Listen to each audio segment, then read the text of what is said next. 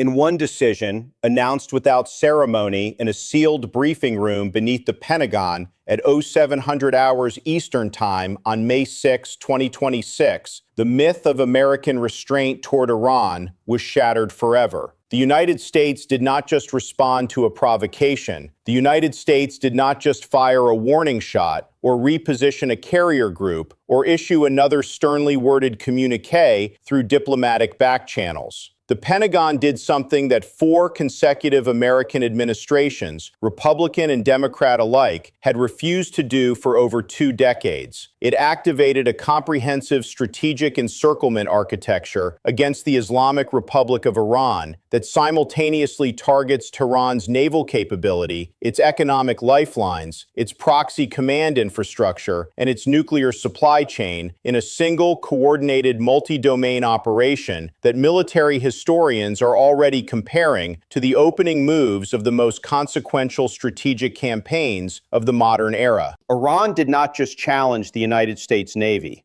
Iran awakened something that 46 years of calculated American patience had kept dormant, and what has now been unleashed cannot be put back to sleep.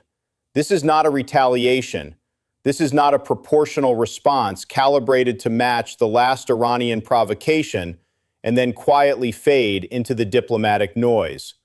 What the Pentagon authorized on the morning of May 6th is a fundamental rewriting of America's Iran posture, a shift from containment to active strategic denial that touches every domain of modern conflict: sea, air, land, cyber, financial, and informational simultaneously. And the speed with which it is being executed suggests that this was not improvised in response to recent events. This was planned. This was rehearsed. This was sitting in a locked drawer in the E-ring of the Pentagon, waiting for the moment when Iran finally provided the justification to open it. How did Iran's challenge to the U.S. Navy trigger the activation of a plan this vast? What exactly does the Pentagon's new posture include? And why is it being described by defense officials speaking on background as the most significant shift in American Middle East strategy since the invasion of Iraq in 2003? What does this mean for Iran's ability to function as a regional power? And why are capitals from Moscow to Beijing to Riyadh reacting as though the geopolitical ground beneath them has shifted? Stay with us, because the full scope of what is unfolding has not been reported anywhere in its totality. If you want raw, no-nonsense analysis that connects the pieces the mainstream outlets are reporting in isolation, hit the like button right now, subscribe to the channel, and turn on notifications. Drop your thoughts in the comments, because this story is about to redefine the Middle East. The trigger was the naval confrontation of May 5th. When IRGCN fast attack craft executed a coordinated swarm approach against the USS Fitzgerald in the central Persian Gulf, refused all radio challenges over a 6-hour window, and were ultimately dispersed only after the destroyer placed a 5-inch high-explosive round within 30 meters of the lead Iranian vessel's hull. That engagement, the first direct kinetic interaction between American and Iranian naval forces since Operation Praying Mantis in 1988, did not occur in isolation. It was the culmination of a pattern, a deliberately escalating campaign of IRGCN provocations across the first 4 months of 2026 that defense officials say included over 40 aggressive approach incidents against American and allied warships, the seizure of 2 commercial tankers in the Strait of Hormuz, the deployment of armed drones over the Fifth Fleet's operational zone on at least 7 documented occasions, and the harassment of an American nuclear-powered submarine operating on the surface near the Strait's eastern approach. Each incident was reported. Each incident was protested through diplomatic channels. Each incident was absorbed without kinetic response. And each incident, according to the assessment that was reportedly delivered to the Secretary of Defense in a classified briefing on April 28th, was interpreted by the IRGCN as confirmation that the United States lacked the political will to respond with force. The Fitzgerald engagement on May 5th broke that pattern, but the Pentagon's response on May 6th went so far beyond the naval domain that the Fitzgerald incident now looks less like the main event and more like the match that lit a fuse that had been laid across 5 years of planning. What has emerged in the hours since the Pentagon's announcement is a picture of preparation so thorough, so methodically constructed, that the speed of execution makes sense only if the plan was already complete before the Fitzgerald fired its first round. Defense officials speaking on background have confirmed that the operational concept was developed in stages beginning in 2022, updated quarterly, stress-tested and classified tabletop exercises at U.S. Central Command headquarters in Tampa, and refined after each major Iranian provocation that went unanswered. The plan was never about whether to act, it was about when. Each unanswered IRGCN provocation added another data point to the justification file. Each seized tanker added another exhibit to the legal framework. Each drone overflight added another argument to the authorization briefing. By the time the Fitzgerald's captain placed a 5-inch round 30 meters from an Iranian hull on May 5, the Pentagon did not need to design a response. It needed to unlock a drawer. The operation, which defense sources indicate carries an internal designation that has not been made public, consists of at least 5 simultaneous lines of effort that together constitute the most comprehensive pressure campaign ever directed at a single nation by the United States military and intelligence community. The first line is naval. The Pentagon has authorized the permanent forward deployment of a second carrier strike group to the 5th Fleet's area of operations, doubling the American carrier presence in the Gulf region from 1 to 2 full strike groups. The USS Dwight D. Eisenhower, a Nimitz-class nuclear-powered supercarrier, displacing 101,000 tons and carrying an air wing of approximately 75 aircraft, including FA-18EF Super Hornets, EA-18G Growler electronic warfare aircraft, and E-2D Advanced Hawkeye airborne early warning platforms, has reportedly been ordered to transit from the Mediterranean to the Gulf at best speed, with an expected arrival within 72 to 96 hours. When it arrives, the combined American naval force in the region will include 2 carrier strike groups, at least 6 Arleigh Burke-class guided missile destroyers, carrying a combined total of over 576 vertical launch cells, 2 Ticonderoga-class guided missile cruisers equipped with the Aegis combat system and carrying an additional 244 vertical launch cells, and at least 2 nuclear-powered attack submarines. The total firepower concentrated in one theater will exceed the conventional striking power of most national militaries on Earth. But the numbers alone do not convey the shift. The shift is doctrinal. The second carrier group is not being deployed on a temporary rotation. It is being deployed as a permanent fixture, a standing force whose presence communicates to Tehran that the American military commitment to the Gulf is no longer subject to the political calendar, no longer dependent on which party controls the White House, no longer something that can be waited out. The second line is aerial.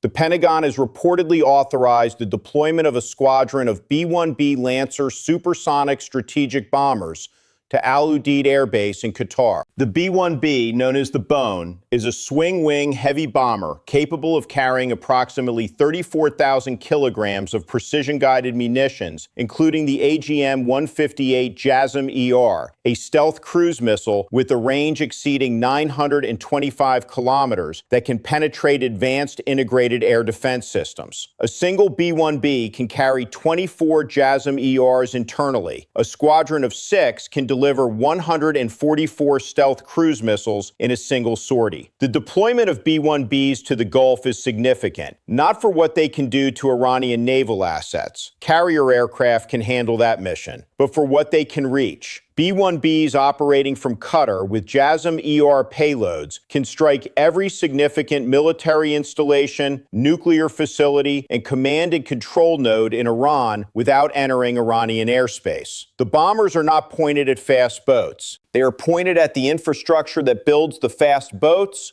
trains the crews, issues the orders, and enriches the uranium. The third line is cyber and electronic warfare. Details on this component are predictably the most closely held. But defense officials speaking on background have confirmed that U.S. Cyber Command has been authorized to conduct offensive operations against Iranian military communications networks, IRGCN command and control systems, and the electronic infrastructure supporting Iran's integrated air defense network.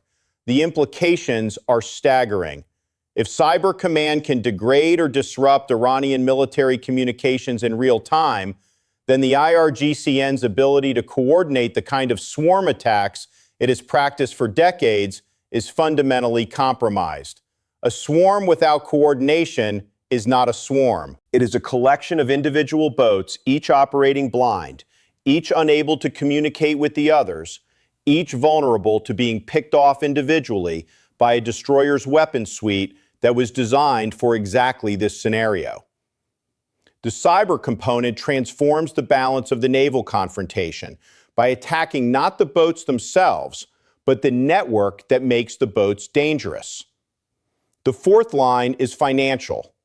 The Treasury Department, acting in coordination with the Pentagon, has reportedly expanded the sanctions architecture targeting Iran's oil exports with a new enforcement mechanism that defense officials describe as a maritime interdiction protocol. Under this protocol, American naval vessels operating in international waters are authorized to board, inspect, and if necessary, seize vessels suspected of carrying Iranian crude oil in violation of existing sanctions. This transforms the American naval presence in the Gulf from a defensive posture to an active enforcement posture. The distinction is profound. A defensive fleet waits for Iran to act.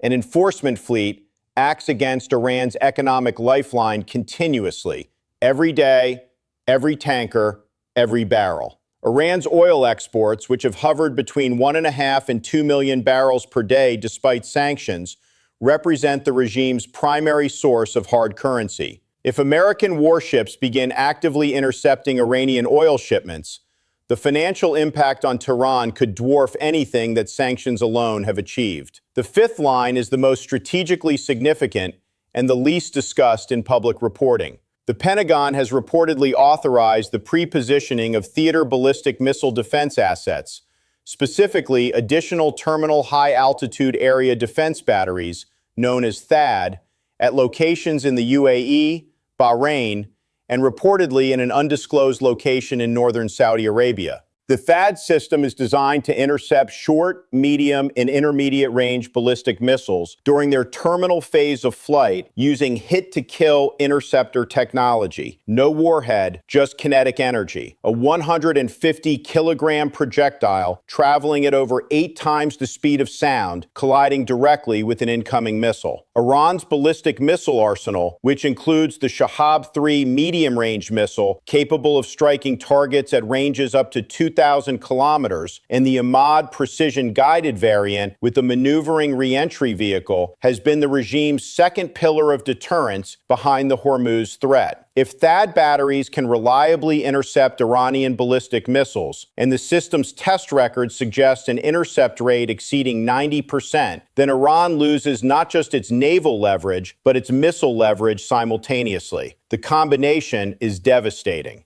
The Gulf Bypass Corridor neutralized the Hormuz choke point card. The naval engagement on May 5th neutralized the swarm harassment card. And now THAAD deployment is neutralizing the ballistic missile card. One by one, the pillars of Iranian deterrence are being removed, and Tehran is running out of cards to play. In Moscow, the reaction has been one of barely concealed alarm. Russia's strategic partnership with Iran has been built on the assumption that Iran serves as a useful counterweight to American power in the Middle East, diverting American military resources and attention away from theaters where Russian interests are more directly engaged: Ukraine, the Black Sea, the Arctic. A comprehensive American encirclement of Iran does not serve Russian interests. It frees American assets. It reduces the strategic distraction that Iran has provided, and it sets a precedent for the kind of multi-domain pressure campaign that Moscow fears could eventually be turned in its direction.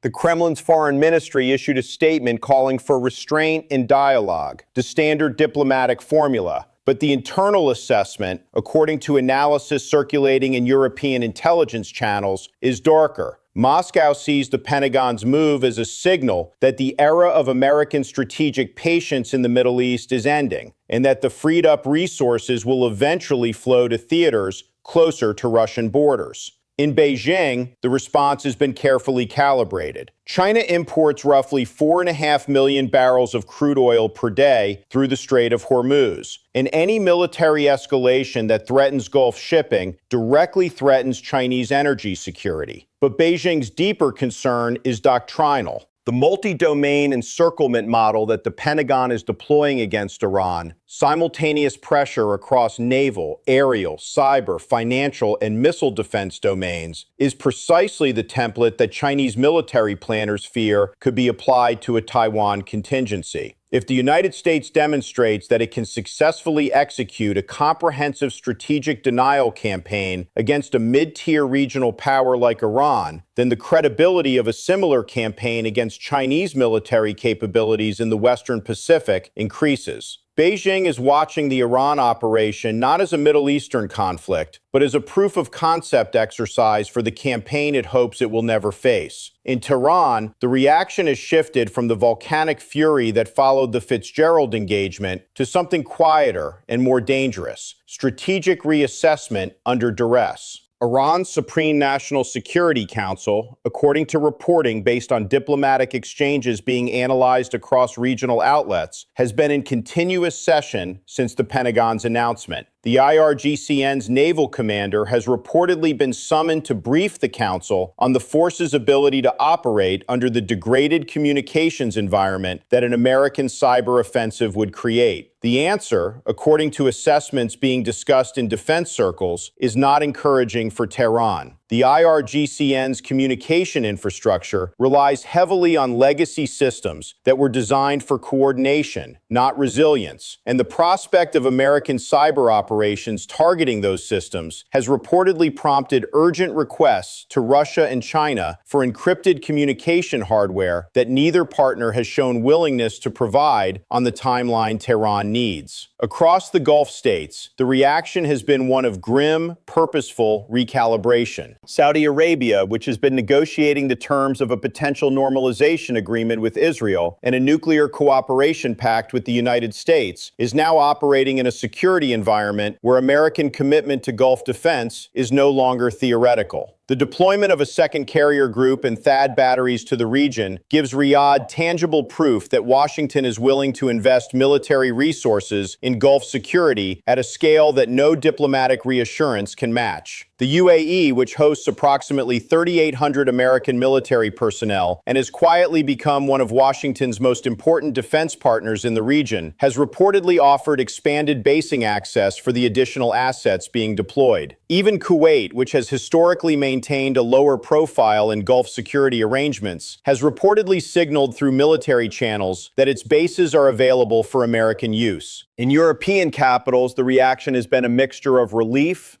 and unease. Relief because the American commitment to Gulf security underpins European energy stability. Roughly 15% of Europe's oil imports transit through the Strait of Hormuz, and any disruption to Gulf shipping would hit European economies at a moment when they are still recovering from the energy shock of the Russia-Ukraine war. Unease because the scale of the American deployment raises a question that European strategists have been avoiding for years. If the United States is willing to deploy this much firepower to the Middle East, what does that say about the resources available for European defense? The American military is vast, but it is not infinite. Every carrier group stationed in the Gulf is a carrier group that is not in the Western Pacific or the North Atlantic. European defense planners in London, Paris, and Berlin are reportedly running urgent assessments of what the Gulf buildup means for NATO's eastern flank posture and for the American naval presence in waters closer to European interests.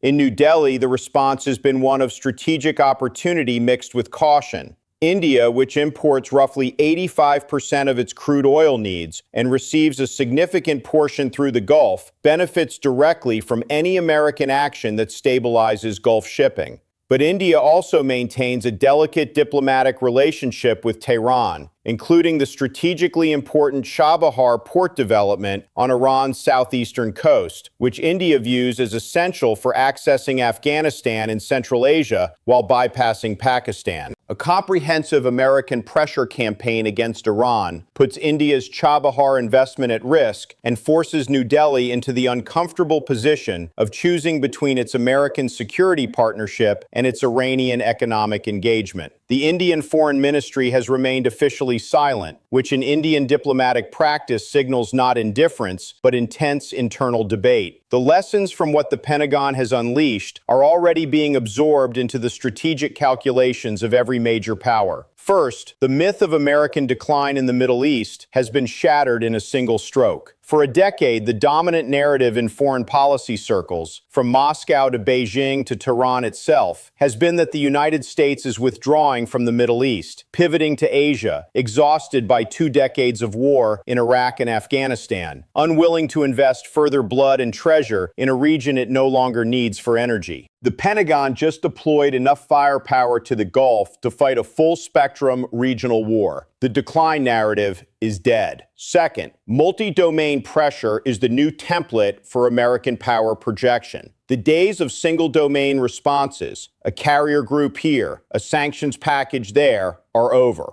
The Iran operation demonstrates that when the Pentagon decides to act, it acts across every domain simultaneously, denying the adversary the ability to compensate in one domain for losses in another. Naval superiority, plus air superiority, plus cyber dominance, plus financial strangulation, plus missile defense leaves no seam, no gap, no escape route. Third, Iran's strategic position has fundamentally deteriorated in ways that cannot be reversed by any single countermove. The Hormuz card is neutralized by the bypass corridor. The swarm harassment card is neutralized by the new rules of engagement. The ballistic missile card is being neutralized by THAAD.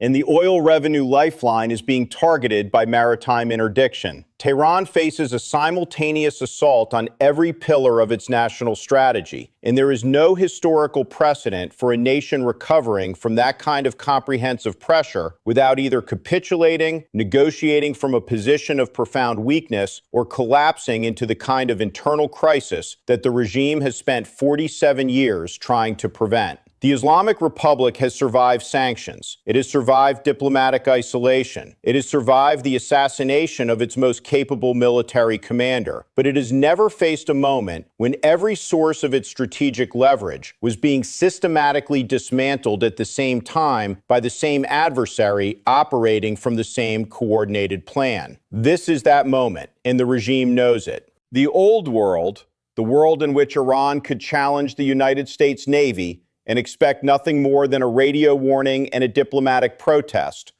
The world in which IRGCN fast boats could buzz American destroyers with impunity. The world in which Tehran could threaten to close Hormuz and watch oil markets tremble and Western capitals scramble is dying. It did not die slowly. It did not fade into irrelevance over a decade of gradual change. It died in the space of 48 hours, between a 5-inch gun round in the Persian Gulf and a sealed briefing in the basement of the Pentagon. A new world is being born, a world in which American power in the Middle East is not declining, but concentrating, not withdrawing, but entrenching, not hesitating, but acting with the speed and comprehensiveness that has left every capital on earth recalculating its most basic strategic assumptions. And Iran, the The nation that believed it could provoke without consequence, challenge without risk, and threaten without response has just received the loudest, most unmistakable, most irreversible answer in the history of American Middle East policy. Stay vigilant, stay informed. The next phase of this confrontation will determine whether Iran adapts to the new reality or whether the pressure campaign escalates into something that no amount of diplomacy can contain. What do you think Tehran does now? Does the regime negotiate from a position of weakness, or does it lash out through its proxy networks and risk triggering the very full-scale confrontation that the Pentagon is now positioned to fight and win? Drop your honest thoughts in the comments. We read every single one. If this analysis opened your eyes, hit the like button, subscribe to the channel, and turn on notifications so you never miss a briefing. Until next time, stay sharp.